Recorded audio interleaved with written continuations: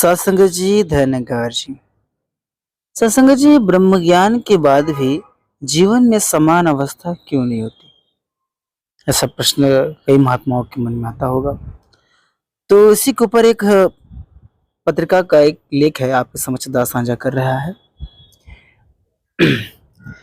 एक बार सेना के एक अधिकारी सत्संग में आए। उनकी पत्नी भी उनके साथ थी। नमस्कार के बाद उस सज्जन ने बाबा जी से पूछा, बाबा जी, काफी समय से मेरी ड्यूटी असम में लगी हुई है। वहीं आपके प्रचारक से मैंने भी ज्ञान लिया था, निरंकार को जाना था। काफी समय हो गया है, लेकिन क्षमा करे, मुझे तो अपने में कोई परिवर्तन महसूस नहीं हुआ, कोई आनंद नहीं आया। हम लोग यहाँ कुछ दिनों के लिए आए हैं। यहाँ आपके जिन शिष्यों से मैं मिला हूँ, उन्हें बहुत खुश और संतुष्ट पाया है। वो तो कहते हैं कि ज्ञान के बाद उनके जीवन में बड़ा परिवर्तन आया है। मुझे समझ नहीं आया, हमारे उनके जीवन में यह अंतर क्यों? बाबा जी ने कहा, अंतर ज्ञान का नहीं, निरंकार को जानने और पाने का है। एक क्षण रुककर उन्होंने स्पष्ट किया कि हम सभी गृहस्थी हैं। हम जानते हैं कि गृहस्थ का सुख पति पत्नी को एक दूसरे की जानकारी करा देने मात्र से नहीं आता। यह सुख तो एक दूसरे को पा लेने पर, एक दूसरे को हो जाने पर मिलता है।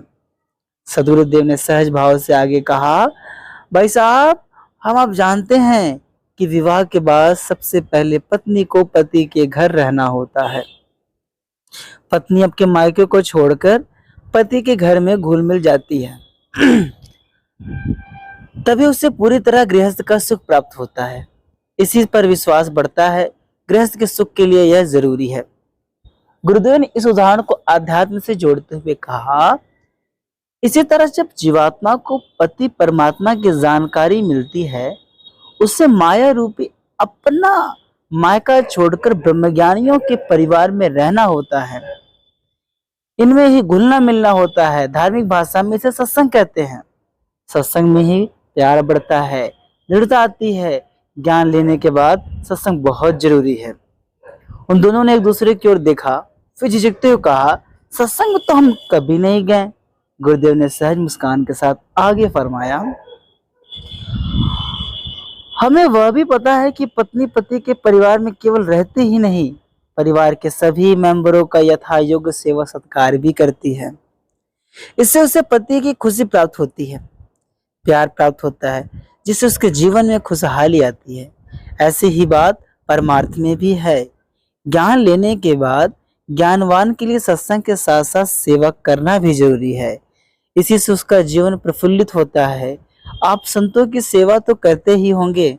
उस सज्जन ने सिर हिलाया, कहा, बाबा जी, हमने सेवा भी नहीं की।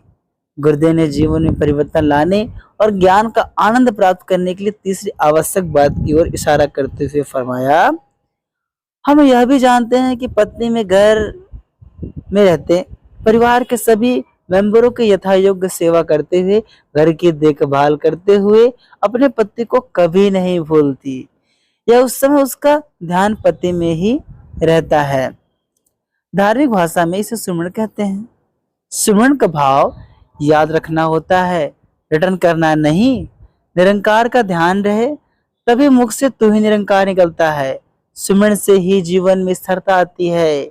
ज्ञान देने वाले महापुरुषों ने आपको सुमरण के बारे में बताया ही होगा। पति पत्नी ने एक बार फिर एक दूसरे की ओर देखा। फिर सज्जन ने सिर झुकाकर कहा, उन्होंने बताया तो था, पर हम इस पर कोई ध्यान नहीं दे पाए। गुरुदेव ने स्पष्ट किया, सत्संग सेवा सुमरण के बिना तो आनंद आ ही नहीं सकता। ज्ञान ले लेना ही काफी नहीं, ज्ञान को जीवन में ढालना जरूरी होता है।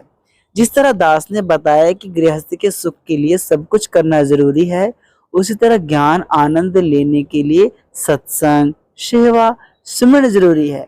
इसके बिना जीवन में परिवर्तन आना, जीवन में आनंद आना असंभव है। वे दोनों बड़ी तन्मयता के साथ गुरुदेव की हर बात सुन रहे थे। पास बैठे अन्य सज्जन भी जीवन को आनंद से भरने के, जानने और पाने के मूल मंत्र को हृदयंगम करने के लिए ललायत थे। कुछ क्षण रुककर गुरुदेव ने आगे समझाया, वैसे भी किसी चीज को खाली देख लेने से तो सुख नहीं मिलता। हम बाजार में जाते हैं, शोरूम में कई डिजाइनों के कपड़े लगे होते हैं, उन्हें देख लेने से मन से हमारा काम नहीं भरता। आनंद तो इससे पाकर ही आता है और इससे प्राप्त करने का एक ही ढंग है, सत्संग, सेवा, सिमरन। अपने जीवन को ज्ञान के अनुसार ढालना। इनके बिना केवल ज्ञान से जीवन में आनंद नहीं आता। पति पत्नी खामोश गुरुदेव ने देखकर गुरुदेव ने सरल और सहज मुस्कान में शायद फरमाया, इसमें सोचने की कोई बात नहीं। शायद आप जहाँ रहते हैं वहाँ सत्संग ना होता हो, इसलिए आप शायद अब तक यह सब कर नहीं पाए, लेकिन आप दोनों ब्रह्म ज्ञान हैं। अपने परिवार के साथ बैठकर ही सत्संग कर लिया करें, दातार का सुमन किया करें, कोई महापुरुष मिले तो सेवा भी किया करें। निरंकार दाता रहमत करेगा, आप खुद आनंद का अनुभव करने लगेंगे, आपके जीवन में खुशहाल से भर जाएगा। उस सज्जन ने आशीर्वाद की कामना करते हुए प्रार्थना की, बाबा जी कभी तो हम में ही थी, हाँ 2-3 और ज्ञानवान परिवार हैं, आप कृपा करें हम वहां जाकर सत्संग किया करें, हम वहां जाकर सत्संग किया करें। साथ संगत जी प्रेम से कहना, धन्यकार जी।